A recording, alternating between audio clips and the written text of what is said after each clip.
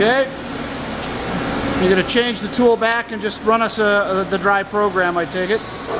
This is a Tree VMC 1050 CNC vertical machining center with a Delta Dyanapath Autocon CNC control, Cat 40 spindle taper, 24 station tool changer, full machine enclosure.